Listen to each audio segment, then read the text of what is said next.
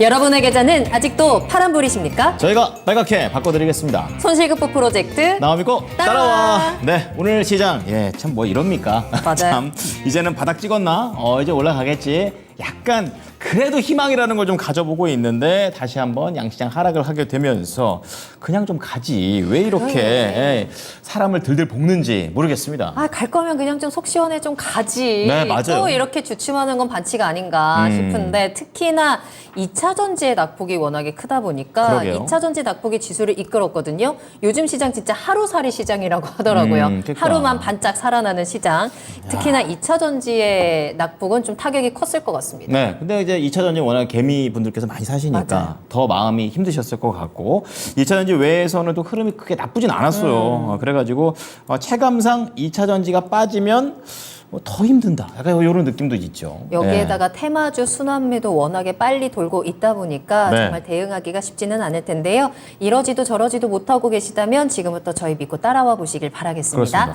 자, 그럼 오늘 함께해 주실 두 분 소개해드립니다. 토마토 투자클럽의 이재필 전문가님 그리고 김영일 전문가님 함께할게요. 안녕하십니까? 안녕하십니까? 안녕하십니까. 반갑습니다. 오늘 라인업 좋네요. 좋습니다. 네, 우리 형일이 형이랑 제필이 형이 같이 하니까 최강의 조합 아니겠습니까? 그러니까 형일 형아랑 제필이 형아 우리 두 네. 분과 함께 여러분들의 시장을 한번 종목들을 잘 진단을 해보도록 하겠습니다. 그렇습니다. 자, 지금부터 2시간을 여러분들과 함께 채워볼게요. 궁금하신 종목명, 매수가, 비중 남겨주시고요. 전화상담 02325-8200번, 325-8200번으로 문의 전화 주시기 바랍니다. 네, 지금 한 145분 5명 되시고요. 지금 인사를 많이 좀 나눠주고 계십니다. 네. 웬만하면은 지금 올려주시는 게 제일 좋다라고 여러분 귀에 딱지가 그렇죠. 않도록 얘기를 해드리고 있습니다. 자, 이루리라 님이 개미지옥이에요라고 하셨는데 오늘은 정말 맞아요. 이 표현이 딱 맞는 것 같아요. 네, 맞아요. 우리 개인들만 조금 많이 힘들었던 시장이 아닐까라는 생각이 들어요. 개미들이 도대체 무슨 잘못이냐라는 댓글도 올라오고 있는데 맞아요. 우리가 무슨 잘못이겠습니까? 우리는 좀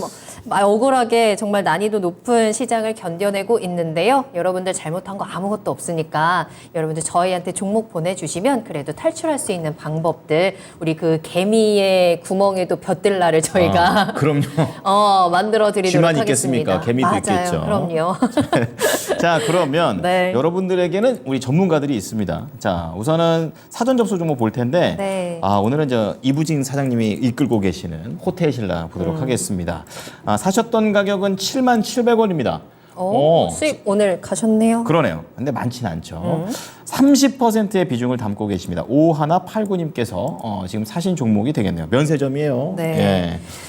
이 종목 지금 뚝 떨어졌다가 그죠. 아니면 이제 유커들이 돌아온다라고 하면서 조금 관심을 받았었는데 생각보다 별로네라고 하면서 주가는 다시 한번 곤두박질 쳤습니다. 그렇죠. 근데 또 지난주부터 슬근슬근 지금 바닥을 다진 건지 좀 반등의 기미가 나오고 있거든요. 그래서 시청자님도 오늘장에 들어서면서 1%대 수익을 보고 계시는데 코로나가 이제 끝나가니까 한 번쯤은 좀 때가 올 것 같고 그렇죠. 화장품 쪽보다는 면세나 호텔 쪽이 좀 더 나을 것 같아서 호텔 신라를 매수를 하셨다고 해요. 그렇군요.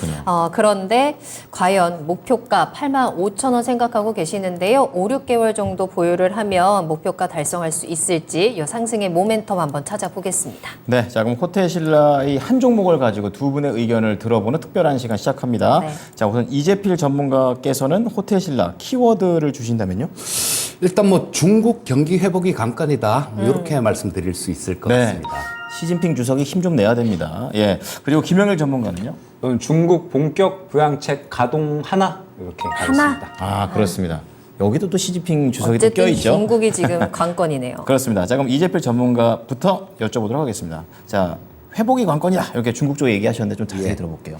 자, 일단 지금 이 중국 쪽에 지금 되게 주가도 많이 빠지잖아요. 네. 주가도 많이 빠지고 그런 걸 보면 이 소비 심리라든가 이런 부분들이 좀 살아나지 않은 그런 부분들이 있어요. 예. 일단 얼마 전에 발표한 GDP 같은 경우는 좀 괜찮게 나왔다지만 그것도 그 전에 우리가 생각해 봤을 때 그런 데 비하면 좀 많이 못 미치는 상황이고요. 그렇죠. 중국은요. 네. 그렇기 때문에 어제는 시진핑 주석이 중국 인민은행 가서 네. 국채 184조 발행하겠다 이런 얘기를 막 하면서 경기 부양을 좀 시키려고 막 그러는 것 같은데요. 그렇죠. 일단 그런 부분들이 지금 단기간에 먹힐지는 조금 지켜봐야 될 부분이고요.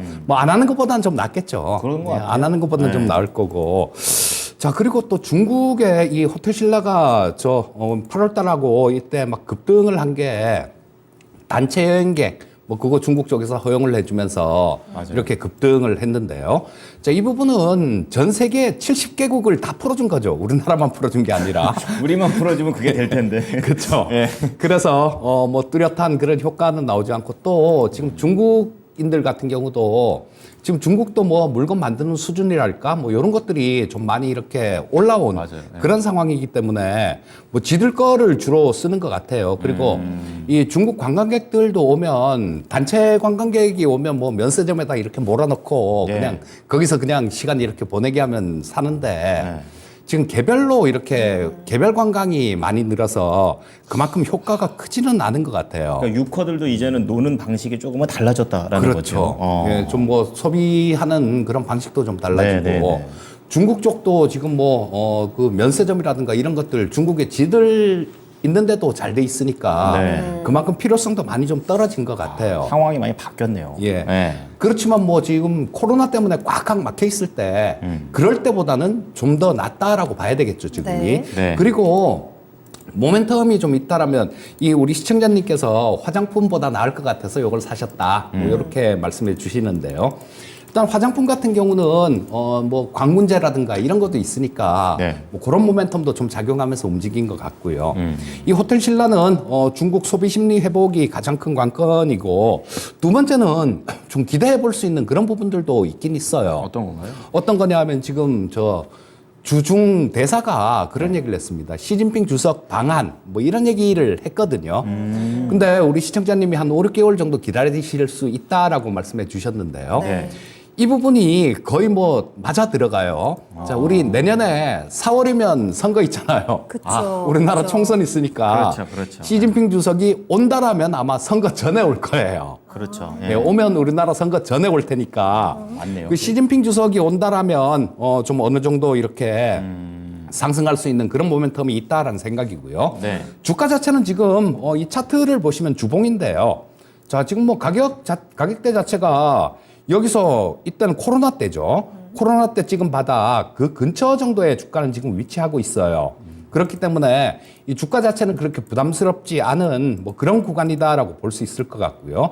일단 뭐 바닥을 지난 몇 번을 이렇게 찍었으니까 현재 가격 근처는 좀 상당히 신뢰 높은 그런 바닥권에 있다라고도 볼 수 있을 것 같습니다. 그렇군요.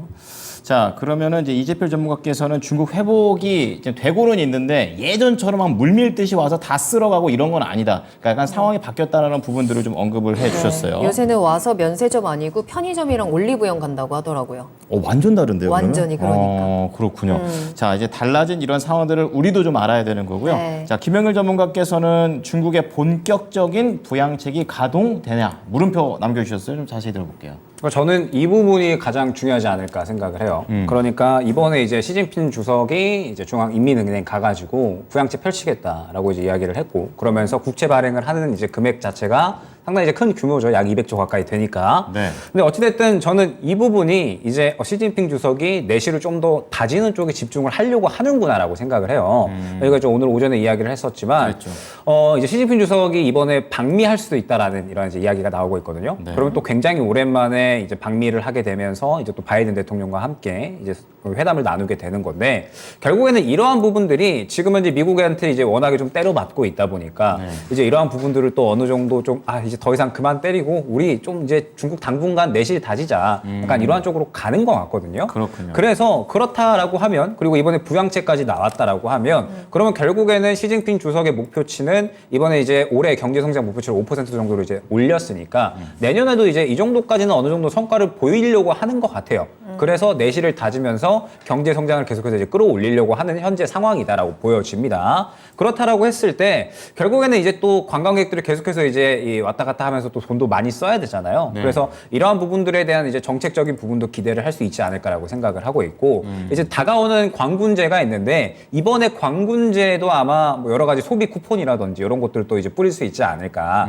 어찌됐든 지금 이 중국의 중요한 거는 자국에서 이제 순환이 도는 경제이기 때문에 그렇죠. 예, 계속적으로 소비를 소비를 유도하려고 할 겁니다. 그래서 이러한 부분들을 봤을 때 결국에는 이제 어느 정도 모멘텀은 형성이 되어 있는 구간이 아닌가라고 생각이 돼요. 그러면서 이제 10월 하순부터 이제 단체 관광객이 추가적으로 더 중국 쪽에서 들어올 것이라고 예측이 되고 있습니다. 네. 그렇다라고 한다면 이제 호텔 신라 같은 경우에는 어찌됐든 실적이 지금 현재 상황에서 나빠질 거는 없다라는 점, 앞으로 개선될 것이 훨씬 더 많기 때문에 지금 상황에서는 기대감을 조금 더 가지고 있는 종목이 아닌가 저는 생각이 됩니다. 그렇군요. 알겠습니다. 이제 두 분 다 이제 중국에 대한 좀 키워드를 포인트로 잡아 주셨는데 특히나 네. 이재표 전문가님께서는 중국 경기 회복이 관건이다라고 말씀해 주셨잖아요. 이제 중국이 어떻게든 경기 회복을 막 하려고 국채도 막 추가로 발행을 하고 이제 열심히 노력을 하고 있는데 그럼 중국이 경기 회복이 될 때까지는 이 관련된 종목들 계속해서 조금 바닥권에서 벗어나기 힘들까요? 일단 어떤 아까 말씀드렸듯이 시진핑 주석 방한 뭐 이런 이벤트 같은 것들 그건 네. 좀 단기적인 예. 이벤트 요런 거잖아요. 요런 것들이 있으면 네. 그때는 한번 툭 튀어 올라올 수 있을 텐데요. 일단 추세 자체로 올라오기는 조금 어렵다라고 힘들 수 보는데 있고. 그 네. 이유는 전 세계가 다 마찬가지인 것 같아요. 우리나라도 그렇고 중국도 그렇고 지금 뭐 이 미국하고 중국하고 시진핑 주석하고 바이든 대통령하고 정상회담 뭐 이런 부분들도 얘기도 오고 가고 있는데요. 네. 만나도 뭐 아주 우리가 만족할 만한 그런 부분들이 나오기는 조금 어려울 것 같고요. 그냥 만나는 정도의 의미가 있는 것 같기도 하고. 그렇죠. 네. 왜냐하면 이게 미국인들도 중국인들 되게 싫어하고요. 중국인들도 미국인들 되게 싫어하거든요. 서로 아실 거 없죠. 예. 네. 그럼 미국 같은 경우 바이든 대통령도 경제적인 문제를 좀 풀려고 하는 거지 근본적으로 관계 개선을 원하는 건 아닐 거예요. 왜냐하면 또 미국도 내년에 선거니까 네, 맞아요. 중국만 이렇게 감싸 끌어안고 그러면 그 표 떨어지는 소리가 들릴 거거든요. 그렇죠, 예. 그래서 어느 정도 선을 둘 수밖에 없기 때문에 일단 전 세계적으로도 미국 같은 경우도 뭐 그런 얘기들을 하죠. 저 채권 쪽 주로 운영하시는 뭐 큰 손들 미국 쪽에서 네. 그런 분들이 하시는 얘기가 뭐 경기 침체에 들어간다 뭐 이런 얘기도 하고요. 우리나라 같은 경우도 뭐 소비도 그렇게 살아나지도 않고 중국도 뭐 마찬가지다라고 보거든요. 그래서 일단 뭐 아주 큰 추세적인 그런 부분들은 나오기가 조금 어렵다라는 생각입니다. 네. 자, 그러면 가격 전략을 한번 구체적으로 짜볼까요? 그럼 우리 시청자님은 일단 85,000원 목표가 보고 계시는데 대응 전략 어떻게 짤까요? 예, 일단 뭐 아까 좀 말씀드렸듯이 이 호텔 신라 같은 경우는 뭐 실적은 작년보다는 좋아져요. 분명히 좋아지고 그런 부분들이 있고 그다음에 이 지수 차트를 보더라도 바닥권 근처에 이렇게 있는 모습이기 때문에 현재 상태에서는 뭐 아래보다는 위쪽으로 움직일 가능성이 좀 더 많이 있다라는 생각이고요. 일단 뭐 지금 이렇게 보면 바닥권에서 좀 올라온다라면 한 8만 원 정도까지 일단 1차 목표가로 잡을 수 있을 것 같고요. 네. 또 시진핑 주석이 만약에 내년에 선거 전에 방한을 한다. 그렇게 되면 우리 시청자님이 원하시는 가격 8만 5천 원 그 정도까지도 볼 수 있을 것 같습니다. 시주석이 와야 되는군요. 손절가는 그리고 예, 손절가는 아래에 보시게 되면 네. 여기에 66,600원을 찍은 그런 가격대가 있는데 뭐 그까지 빠질 것 같지는 않고요. 네. 자, 보시면 요 전에 주봉상으로 보시게 되면 여기 66,600원을 7월 달에 찍은 자리가 있습니다. 그래서 요 가격보다 많이 떨어지면 안 돼요. 뭐 장중에 이렇게 밀렸다가 올라가는 부분들은 용인이 되는데 네. 일단 그걸 감안해 보면 65,000원 아래로 떨어지면 조금 곤란하겠다라는 생각이 드니까 손절가는 65,000원으로 제시해 드리겠습니다. 네. 네. 자, 그럼 김영일 전문가께 궁금한 거는 어쨌든 여행 유커들이 많이 오고 이래야 되는데 시차는 좀 있는 것 같다라는 좀 생각도 들어요. 그래서 여행이 이렇게 회복되는 거 대비해가지고 그래도 이제 주가는 어느 정도는 바닥을 만들어 준 거 아닌가. 또 이 시청자님께서 그거 생각하고 한 5, 6개월 들어가는 타이밍도 그렇고요. 어떻게 보십니까? 저는 굉장히 중요한 부분인 것 같아요. 어떤 왜 부분이세요? 그러냐라고 네. 하면 지금 시장이 바닥인가 아닌가를 생각을 하시는 분들이 굉장히 좀 많으실 것 같거든요. 그럼요. 네. 네, 지금 이제 많이 또 지치셨을 것 같은데 네. 저는 아마 예상컨대 다음 주 FMC가 있잖아요. 네. 그래서 다음 주 FMC 결과에 따라서 시장이 바닥을 잡아주느냐 아니면 이제 상승을 하는가 약간 이제 이렇게 좀 나뉠 거다라고 보고 있습니다.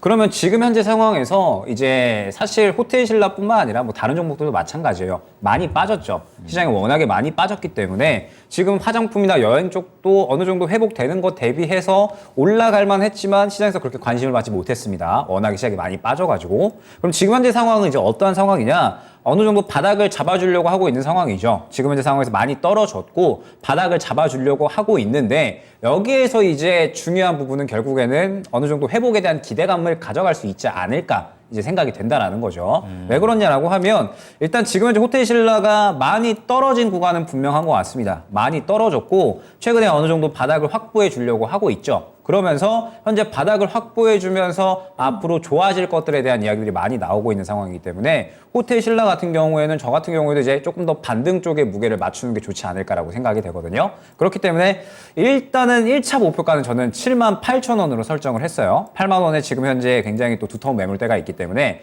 1차적으로는 78,000원 정도 근처 구간까지 보고 시청자님께서 생각하고 계시는 85,000원 구간은 일단은 이 구간을 먼저 뚫어줘야지 가능하다라는 점을 생각을 해주시면 좋을 것 같습니다. 자, 그러면서 만약에 호텔신라가 지금 현재 구간에서 갑자기 약한 매수가 부근이 7만 원 정도를 이탈을 한다라고 하면 예상컨대 FOMC 결과가 다음 주에 안 좋게 나오게 되면서 시장이 추가적으로 하락했을 경우일 것 같아요. 지금 현재 바닥을 잡아줬기 때문에 시장이 무너지지만 안 된다면 저는 호텔신라가 지금 구간 지켜주면서 올라갈 것 같거든요. 근데 만약에 여기에서 시장이 무너진다 한 번 더 그러면은 저가 깨고 이탈할 가능성도 있습니다. 그렇기 때문에 저는 손절가를 7만 원으로 잡으셨으면 좋겠어요. 손절가를 이제 7만 원 정도로 잡아서 결국 7만 원 깬다라고 하는 거는 저점 다시 확인하러 간다라는 거거든요. 시장이 안 좋아지면서. 그렇기 때문에 7만 원 구간 이탈 시에 정리 안내 드리고 7만 원 구간 이탈하지 않고 현재 구간 계속해서 지켜주면서 흐름 유지해준다라고 하면 1차 목표가 78,000원 안내 드리도록 하겠습니다. 네, 자, 일부의 사전 접수 종목 5189님께서 올려주신 호텔신라 두 분의 의견 정리해 드리겠습니다. 네. 자, 두 분 다 보유 의견이세요. 우선 이재필 전문가께서는 중국 경기 회복이 관건이다 이렇게 얘기하시면서 이젠 유커도 옛날 유커가 아니다 이렇게 얘기해 주셨습니다. 목표가 두 개로 나눠 주셨는데요. 1차 목표가 8만 원, 2차 목표가 8만 5천 원이고요. 손절가는 6만 5천 원까지 잡아주셨습니다. 자, 그리고 김영일 전문가 같은 경우에는 중국의 정책을 한번 기대해보자라는 관점에서 접근을 시작해봤고요. 투자 의견 보유이고 목표가 7만 8천 원, 손절가는 조금 더 높습니다. 7만 원 잡아드립니다.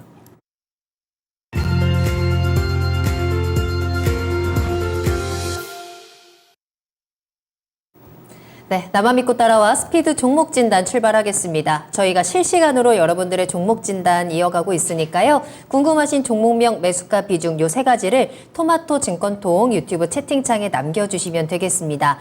전화로도 이야기 나누실 수 있고요. 02-325-8200번, 325-8200번 열어둡니다. 네.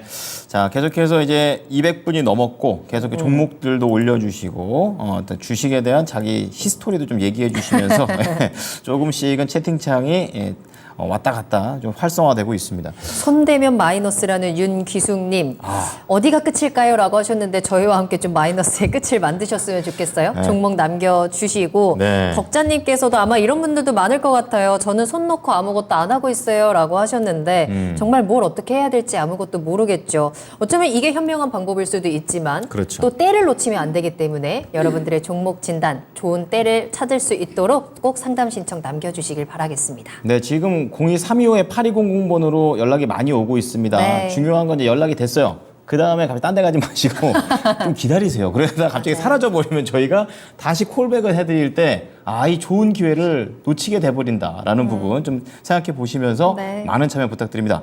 자, 첫 번째 종목부터 들어갑니다. 네. 애몽님께서 SKI 테크놀로지 올려주셨습니다. 사셨던 가격이 88,400원입니다. 손실이 좀 상당히 있네요. 많이 나왔고 네. 다행인 건 5%밖에 안 된다는 거. 자, 근데 오늘도 그랬지만 최근에 이 종목 자체는 12만 원 장중에 찍은 이후로는 계속 내려가요. 그렇죠. 예, 그래서 저렇게 어디까지 내려갈 건가? 약간 이런 생각 좀 들고요. 내일 뭐 좀 더 기다려도 될런지요. 아니면 기술적 분석으로는 어떻게 해야 되는지 이 부분에 대해서 전반적으로 궁금해하고 계십니다. 자, 첫 번째 종목은 우리 이재필 전문가께 여쭤보도록 하죠. SKI 테크놀로지 이제는 좀 바닥 잡아가는 겁니까? 어떻게 보십니까? 자, 뭐 지금 이 기술적 분석으로 봐서는 바닥을 잡아간다라고 보기는 조금 무리가 있는 아직까지 그런 모습이죠. 네. 자, 이 SKI 테크놀로지 같은 경우는 저 2차 전지 습식 분리막 그 분야에서 세계 1위 기업입니다. 네네. 그리고 뭐 미국 쪽에 내년부터 또 전기차 생산 뭐 이렇게 되면 그쪽에도 본격적으로 공급이 되게 될 거고, 지금 뭐 유럽 쪽 겨냥에서는 폴란드에다가 공장을 짓는다라는 그런 발표를 했기 때문에 일단은 그런 모멘텀들 이런 것들은 좀 보유하고 있는 그런 종목이긴 한데요. 지금 오늘 2차 전지 섹터들이 다들 급락을 했죠. 뭐 안 그래도 분위기 되게 좀 안 좋은 그런 상황에서 뭐 GM이 저 뭐 생산량을 전기차 생산 목표치를 줄인다. 이런 얘기가 나오고 또 거기다가 또 저 LG 엔솔에서는 뭐 내년도에 기대만큼 안 될 수도 있다. 이런 얘기를 하면서 좀 상당히 좀 충격을 받는 모습인데요. 자, 이게 전체적으로 섹터가 전부 다 뭐 워낙 올해 좀 많이 올랐다가 완전히 꺾인 상태이기 때문에 이런 것들이 좀 투자 심리라도 회복이 되려면 상당히 시간이 좀 많이 소요가 될 것 같습니다.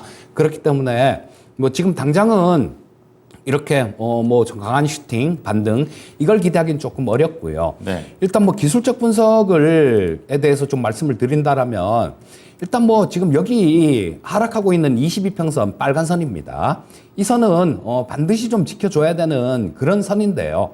저 반드시 돌파가 돼야 되는 선인데 워낙 지금 아래로 이렇게 가파르게 하락하고 있는 모습이기 때문에 이 선을 단기간에 극복하기는 좀 어려울 겁니다. 지금 22평선이 69,890원 정도에 있는 상태고요, 현재는.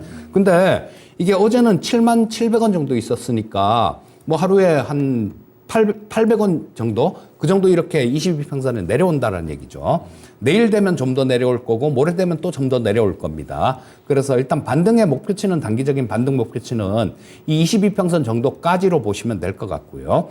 여기 이 자리는 6만 원, 여기 59,800원을 찍은 그런 가격대가 있는데 이 가격대 같은 경우는 반드시 지켜줘야 되는 그런 가격이죠. 그리고 우리 시청자님께서 다음부터는 뭐 실수를 좀 안 하셨으면 하는 마음에서 한 가지 좀 말씀을 드리면요. 지금 기술적 분석에 대한 말씀을 해 주셔서 제가 말씀드리는 건데요. 자, 이거를 지금까지 보유하고 계셨으면 자, 88,000원이면 이쯤에서 매수를 하셨다라는 얘기 같아요. 근데 이 자리는 뭐 매수를 한번 들어가 볼 수도 있는 그런 자리가 맞긴 맞았던 것 같아요. 하지만 이날 여기 파란 음선이 떨어지면서 이 전저점을 깨고 내려갔죠. 그러면 기술적 분석으로 본다라면 이미 벌써 22평선, 62평선 다 꺾인 상태잖아요. 그렇죠. 이런 상태였기 때문에 이 자리에서 전저점을 깨면 이 손절은 이때 나가셨어야 되는 겁니다. 그러니까 기술적 분석을 활용해서 매매를 하시려면 반드시 지키셔야 돼요. 오늘 같은 경우는 일단은 뭐 지금 매도하기에는 전체적으로 다 너무 빠진 상태고 좀 보유를 해 보시고요. 반등 나오면 그 22평선 정도, 그 정도가 저항이선으로 보시면 될 것 같습니다. 그러면은 반등 목표가 한 76,000원 정도 생각하면 될까요? 아니요, 22평선이 있는 69,800원. 자리가 여기가 69,800원이니까 요게 또 22평선. 내일이면 또 더 떨어질 거예요. 네. 한 8,900원 정도. 그럼 모레면 또 더 떨어질 거니까. 네네. 지금 뭐 요거는 22평선 그 가격은 우리 시청자님께서 좀 확인하고 매매를 하셔야 될 것 같습니다. 네. 네. 자, 우리 애몽님의 SKI 테크놀로지 기술력 있고 상승 모멘텀이 있지만 우선은 시장 흐름도 또 고려를 해 보셔야겠죠.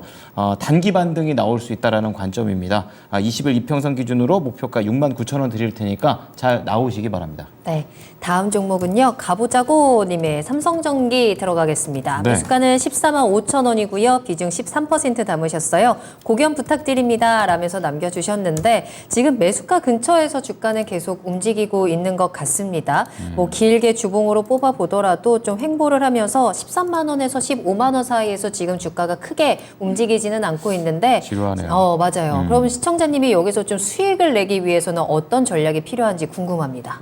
일단 삼성전지가 역시나 이 중요한 부분은 MLCC잖아요. 중요한 모멘텀이 MLCC인데 일단은 모바일용과 전장용으로 좀 나눠야 될 것 같아요. 매출 비중이 아직까지는 모바일용이 좀 크다라고 볼 수가 있고 네. 그러면서 결국에는 이제 이쪽 시장이 좀 살아나줘야지 실적이 네. 좋아질 수가 있는 겁니다.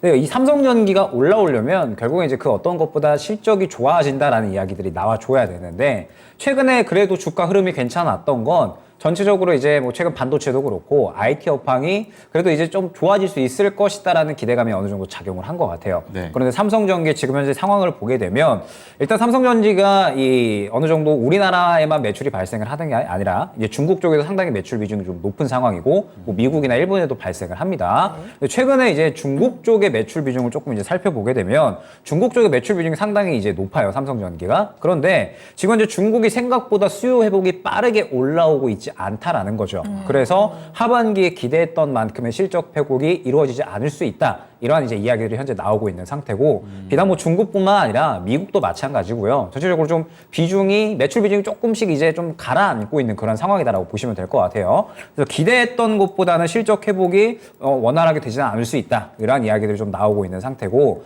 그래서 중요한 부분이 최근에 삼성전기가 전장용 MLCC 쪽으로 새롭게 이제 이 성장 동력을 삼았죠. 그러면서 이쪽에 대한 캐파를 계속해서 늘려나가고 있는데 이쪽은 말 그대로 성장 동력으로 삼은 이 신성장 동력으로 삼은 쪽이기 때문에 시간이 조금 필요해요. 지금 현재 상황에서 이제 매출이 조금 더 발생이 되려면 그러면 지금 이제 뭐 일본이라든지 뭐 우리나라라든지 계속적으로 캐파를 늘려나가고 있기는 한데 점유율을 끌어올리려면 시간이 좀 걸릴 수밖에 없다라는 이야기가 나오고 있는 상황인 겁니다. 그러면 시장에서 무언가 확 이 눈에 띌 만한 이슈 자체는 일단은 없는 상황이죠. 이러한 상황에서 주가의 흐름을 보게 되면 최근에 그나마 괜찮아요. 시장이 워낙에 안 좋은데도 불구하고 오늘은 오히려 올랐죠. 네. 전체적으로 이제 뭐 반도체도 같이 끌어올려지면서 끌고 간 것 같습니다. 근데 지금 보게 되면 삼성전기가 결국에는 이제 현재 구간부터 상승이 나오려면 결국에는 앞선 매물 구간을 삼켜주면서 가져야 되는 거거든요. 그러면은 이 지금 현재 14만 3천 원에서 14만 5천 원 구간에 일단 단기적으로 매물대 한번 형성돼 있고요. 그 다음에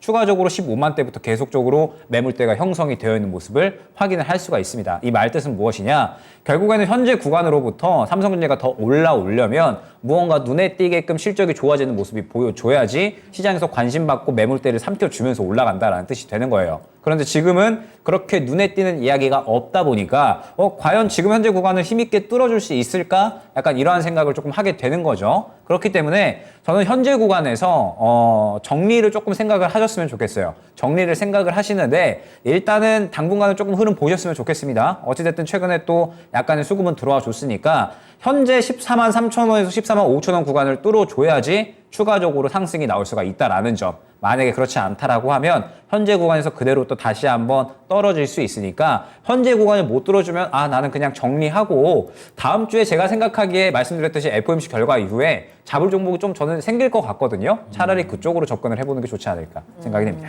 알겠습니다. 실적 개선을 위해서 계속 노력은 하고 있는데 좀 속도가 빨리 진행되지는 못하는 그쵸. 것 같아요. 네. 시간이 필요하기 때문에 지금 시장에서는 좀 매도 타이밍을 한번 잡아드렸으니까요. 참고해 보시기 바랍니다. 자, 이번에는 전화 받아보겠습니다. 네. 시청자님 안녕하세요. 네, 반갑습니다. 시청자님. 네, 안녕하세요. 들리시나요? 네, 안녕하세요. 아, 네. 안녕하십니까? 예, 예. 예, 어떤 종목 궁금하세요? 웹클론. 앱클론이요. 예, 예. 예, 예. 매수가랑 비중은요? 매수가는 18,000원이고요. 18,000원이고요. 18,000원. 비중은 한 30% 정도 됩니다. 네. 가격대가 좀 많이 좀 내려와 있는 상황입니다. 안타깝고요. 지금 한 30%면 적지 않은 비중을 들고 계시는데 이 시청자님께서는 앱클론 관련해 가지고 어떤 점이 좀 가장 궁금하세요? 이게 뭐 지금 그 뭐 계속 지속적으로 떨어지고 있는데 네, 맞아요.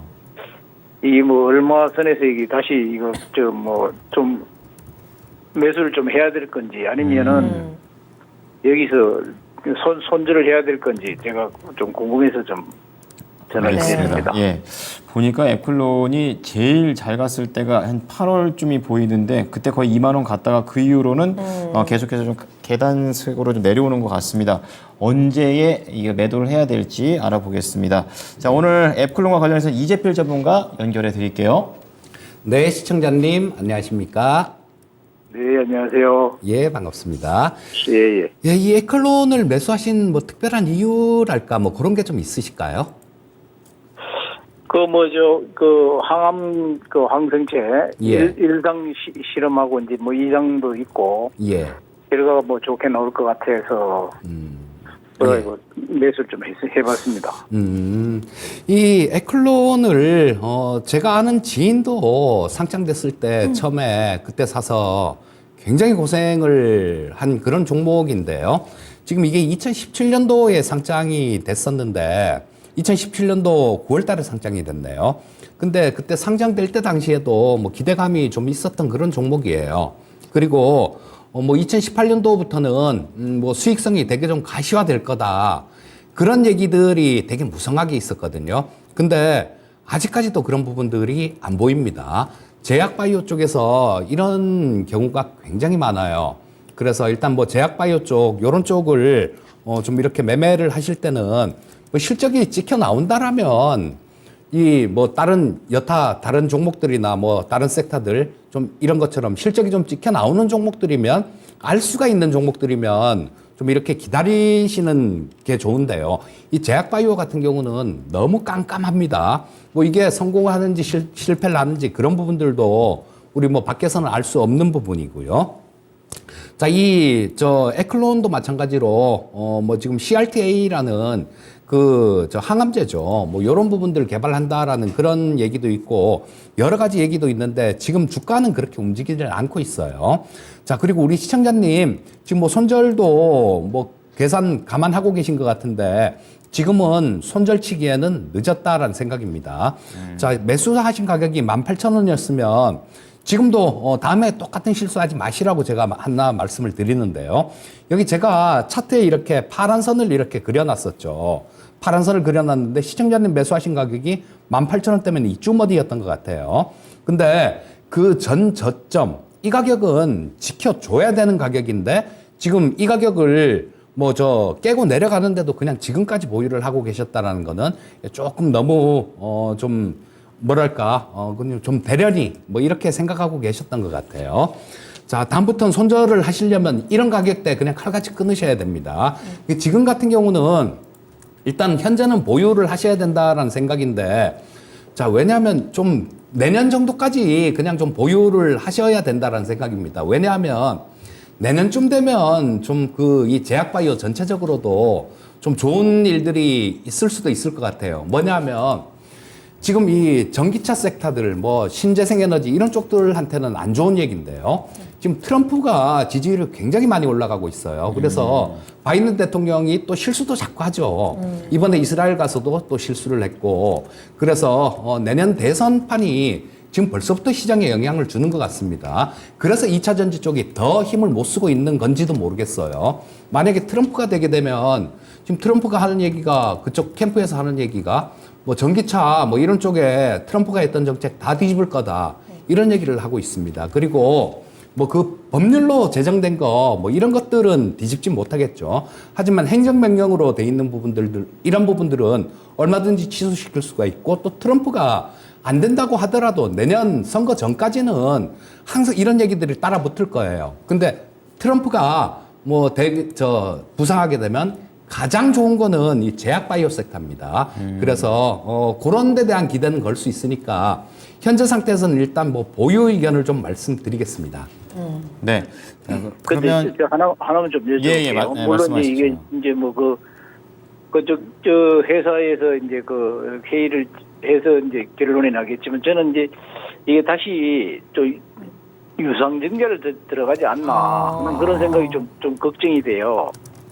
그래서 지금 보면은 보호예수 신주 부사채 를 발행해가지고 지금 그게 매물이 나오는 그런 시기 같아요, 보니까.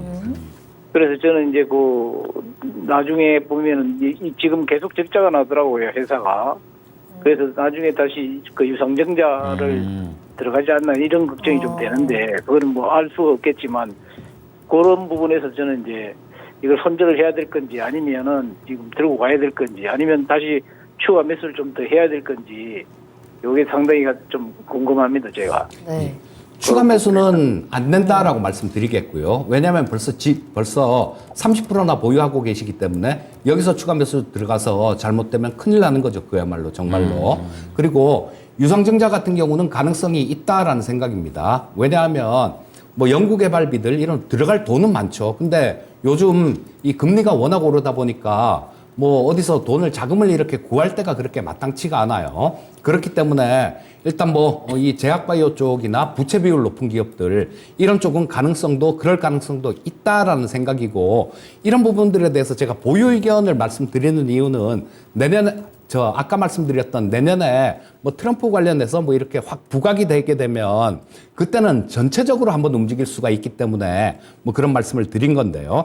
그런 부분들은 얼마든지 나올 수 있습니다. 그리고 요거를 만약에 지금 손절가를 뭐 이렇게 좀 정해드리면 이 가격대 지금 벌써 보시게 되면 그 전저점이요. 이거 여기 12,000원대 있었는데 이걸 깼습니다. 이거 기술적으로 본다라면 상당히 좀 어려운 그런 구간에 접어든 상황이에요. 그리고 이 주봉상으로도 10월 달에 저점도 깼기 때문에 기술적인 부분들로만 본다라면 일단 지금 뭐 손절이 나가야 되는 자리입니다. 하지만 너무 좀 이렇게 많이 좀 급락을 하고 손절치기에는 손절도 뭐 1, 20%, 뭐 20% 안쪽에서 손절을 치는 거지 너무 늦어버렸기 때문에 일단은 보유하시다가 좀 반등 나오면 그때 방향을 한번 모색해 보시는 게 좋을 것 같습니다. 네, 유상증자와 관련된 부분까지 말씀드렸습니다. 궁금한 거 해결되셨죠?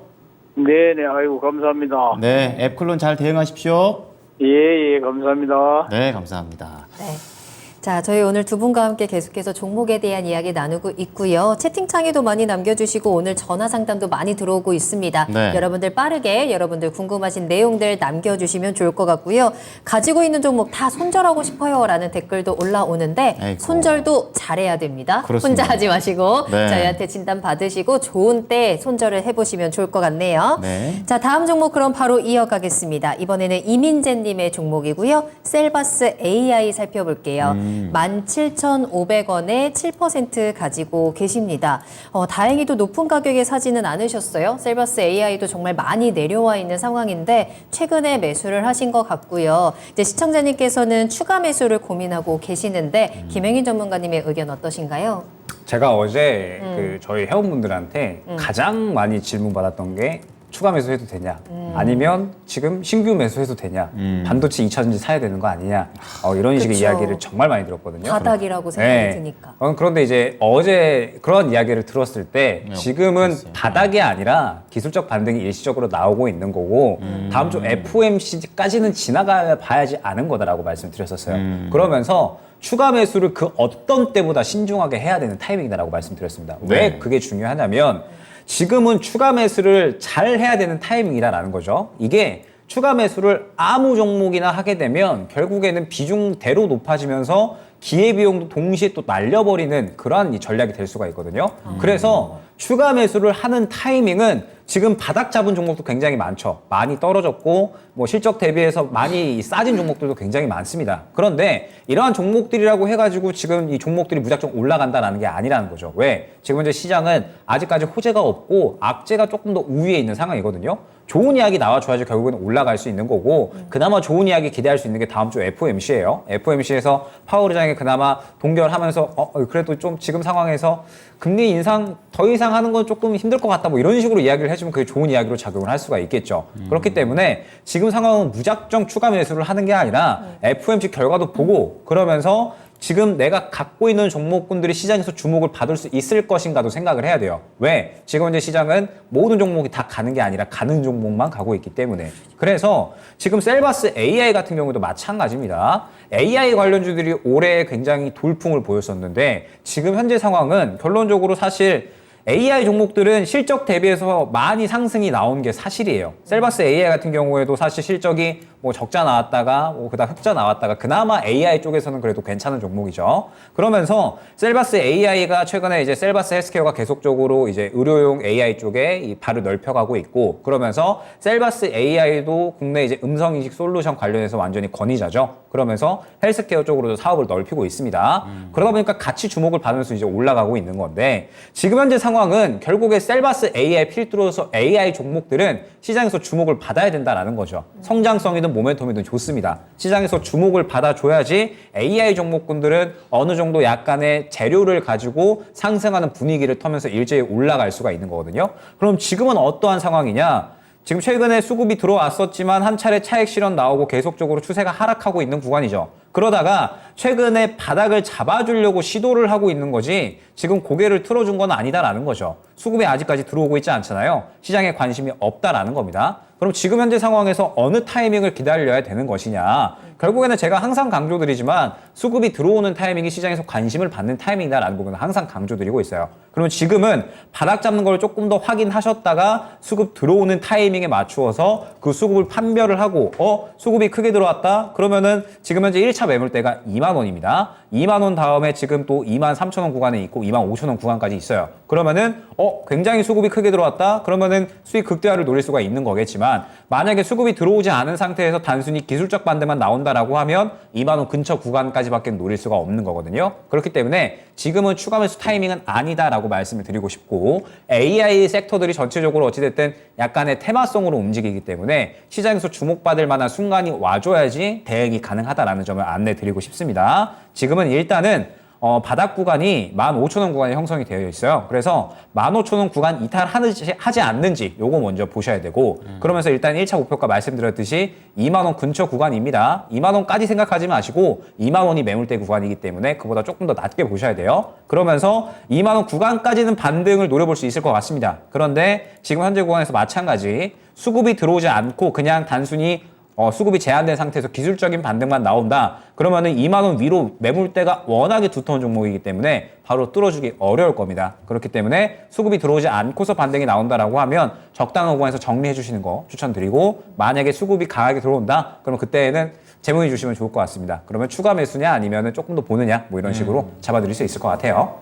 네, 모든 종목이 그렇겠지만 관심이 필요합니다. 네. 얼마나 시장에서 관심을 가져주는지, 수급이 들어와 주는지, 그 어느 때보다 지금 시장에는 특히나 그 부분이 중요한 포인트가 될 것 같고요. 셀바스 AI도 조금 더 확인은 필요하겠습니다. 수급 부분 반드시 확인을 하시면서 15,000원은 절대 지켜야 되는 선이고요. 1차적으로 2만 원 근처까지 목표가 잡아주셨습니다. 네, 이 종목 상담 같은 거 전화 달라고 하실 때 약간 창피해서 잠깐 못하겠다 이렇게 말씀하시는 분들 네네네네. 계시는데, 그런 건 괜찮습니다. 그러니까 내가 들어간 돈에 대한 관심이 없을 때가 더 큰 거니까 예, 연락 주십시오. 예. 맞아요. 저희가 또 그렇다고 또 생방중에 어이구 이러겠습니까? 저희가 안 잡아먹습니다. 절대 그러지 않습니다. 단 한 번도. 예. 혹시나 뭐 사전에 이제 미팅 전화하실 때, 네. 저는 질문 안 해주셨으면 좋겠어요라고 말씀해 주시면 저희가 그것도 다 감안해 드릴게요. 알겠습니다. 말 안 시킬게요. 이렇게 할게요. 걱정하지 마시고 여러분들 궁금한 거 해결하는 게 가장 중요한 거니까 그렇습니다. 전화 주시면 되겠습니다. 325-8200번 열어둘게요. 자, 이번에는 심택 네. 보도록 하겠는데요. 심택. 커피님께서 올려주신 종목인데요. 이 네. 종목은 오르긴 해요. 오르긴 하는데 뭔가 이렇게 슬슬 오릅니다. 자, 오늘 37,800원, 비중 4%입니다. 오늘의 상승률이 아쉬워서 정리를 하고 하나 마이크론으로 넘어가려고 하고 있습니다. 혹시나 넘어가는 게 좋을지 여쭤봐도 될까요? 이렇게 하시면서 이 심택과 관련해서 또 홀딩하라고 하시면 홀딩하겠다고 하니까 여러 가지 두 가지 가능성에 대해서 오늘 해결을 해드리면 되겠습니다. 자, 이재별 전문가님, 심택은 두 가지 질문이 들어왔네요. 어떻게 보는 게 좋을까요? 자, 이 심택 같은 경우를 보게 되면 어떤 쪽에서 매매를 해야 되는지가 나오는 거죠, 지금. 자, 지금 우리 시청자님께서 말씀해 주신 게 뭐 덜 올라서 교체 고려 중이다라고 말씀해 주셨는데 2차 전지 같은데 보유하고 계신 분들한테 욕먹을 말씀이시죠. 그럼요. 자, 좋습니다.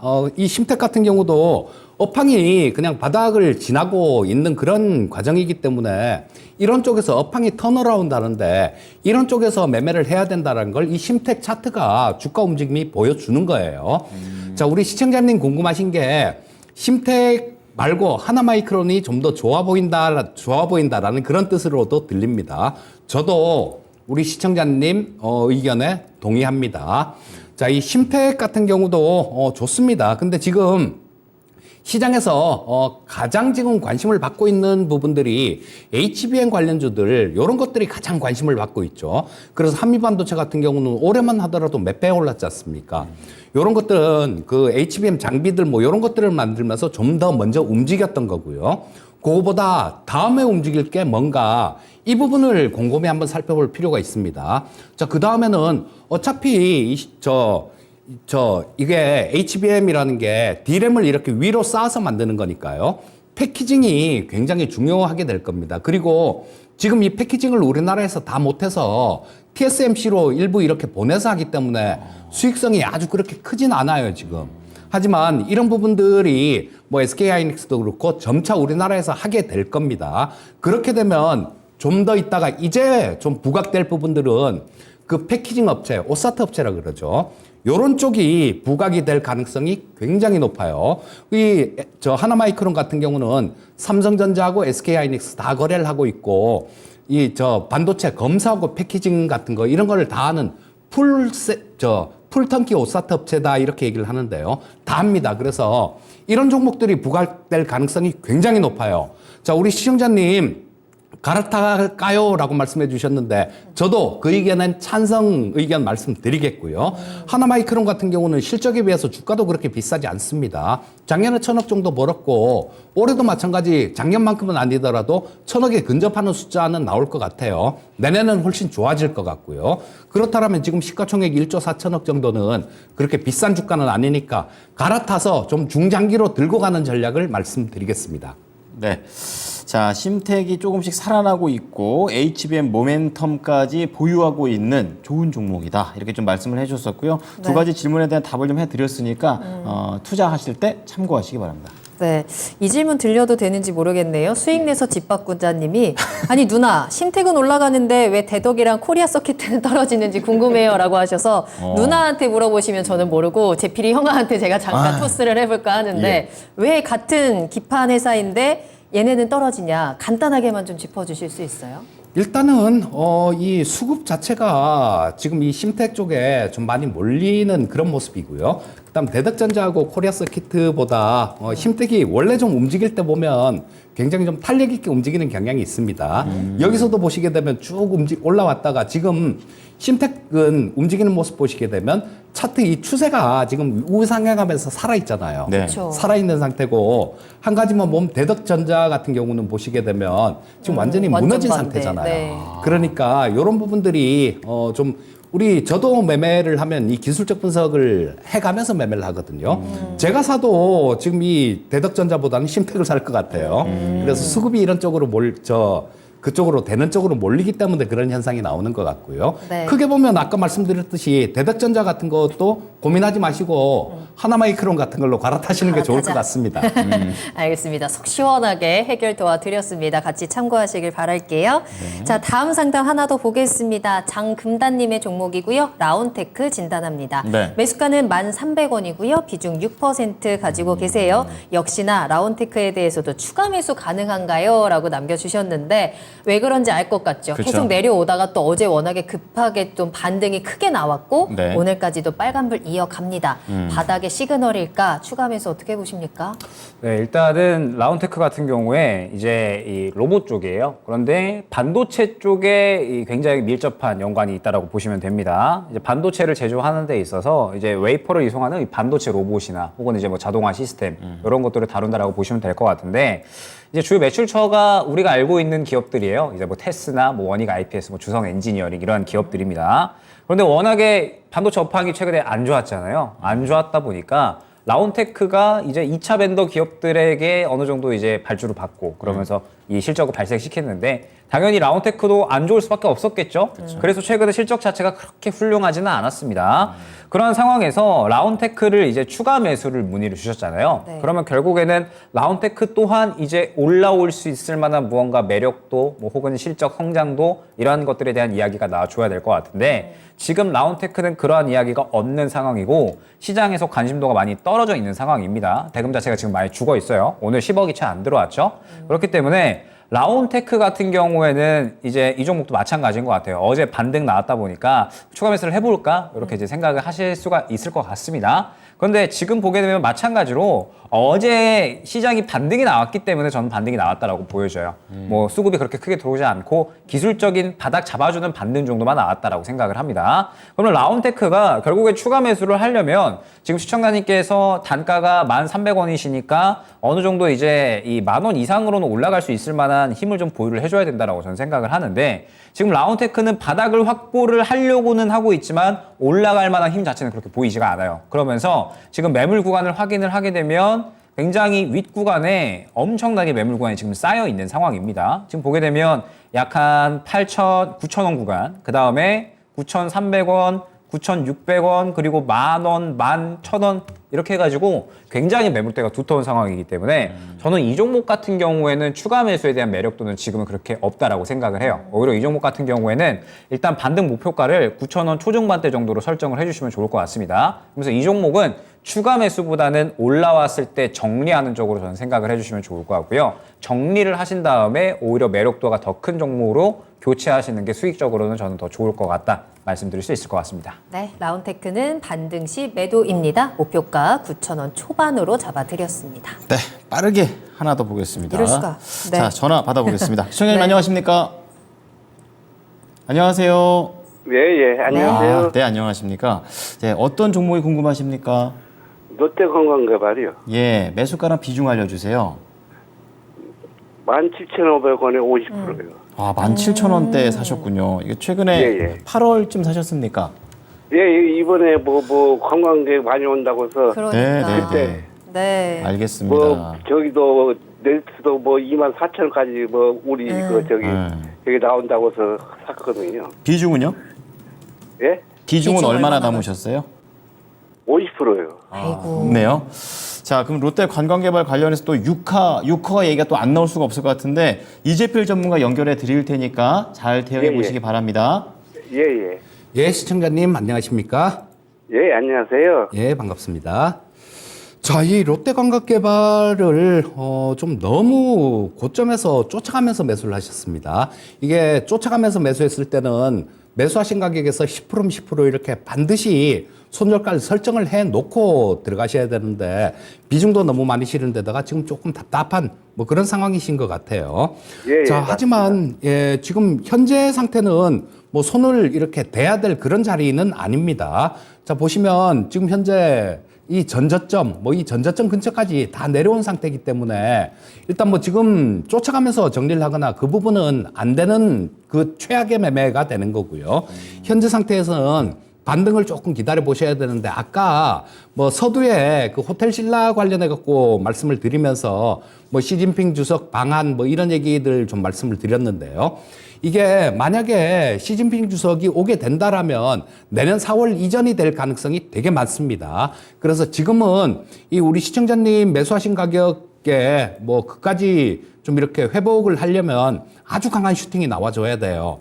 자, 그러려면 그런 강력한 모멘텀이 필요하기 때문에 당장 뭐 이렇게 올라가지는 않을 것 같고요. 시간이 좀 많이 필요할 것 같습니다. 그리고 그런 부분들 외에도 경기가 어느 정도 이렇게 회복이 되는 그런 사이클이 나와줘야 되니까 이 롯데관광개발 같은 경우는 뭐 망할 기업은 아니에요, 사실. 망할 기업은 아니니까 한 뭐 회복되려면 시간은 좀 많이 걸려야 될 것 같으니까 한 1년 정도 좀 넉넉하게 그렇게 시간을 보시고 그 전에 뭐 시진핑 방한 이벤트 뭐 이런 게 있어서 회복이 되면 빠져나오시고요. 그렇지 않으면 뭐 한 1년 정도 시간 잡고 충분한 시간을 잡고 기다려 보셨으면 좋겠습니다. 가격 전략은 어떻게 잡을까요? 일단 지금은 가격 전략을 잡기 좀 드리기가 애매하고. 예, 지금 뭐 17,000원대 매수를 하셔갖고 지금 뭐 이게 반등 나오는 걸 보면 한 13,000원대 정도 그까지 나오면 되게 많이 좀 탄력 있는 그런 반등일 것 같은데 거기서는 어떻게 대응하기가 어려우실 것 같거든요. 네네. 그렇기 때문에 일단 지금 현재 상태에서는 그냥 좀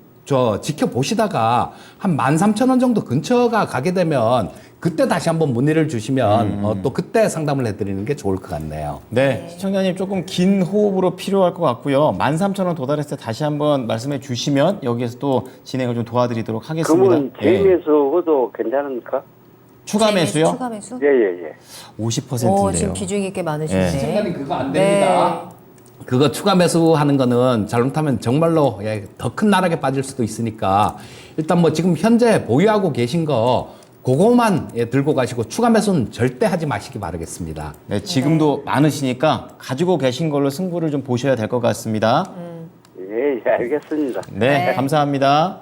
예, 예. 예, 롯데 관광개발이었습니다. 네, 자 1부가 또 이렇게 순식간에 지나갔는데요. 2부에서도 종목 진단 이어지니까 걱정 마시고 여러분들 궁금한 내용들 남겨주세요. 네. 자 그리고 2부 첫 번째 종목 특별 진단은요. 오늘 HPSP 살펴보겠습니다. 장비 쪽이군요. 김영희 전문가님이 저 오늘 이 종목은 그만 20번 질문 받았어요 하시는데 그만큼 관심이 많으신 종목인 것 같아요. 그렇죠. 채널 고정하시고 2부 함께 하시길 바랍니다. 자 그럼 저희는 잠시 후에 돌아오겠습니다. 계속해서 나만 믿고 따라와.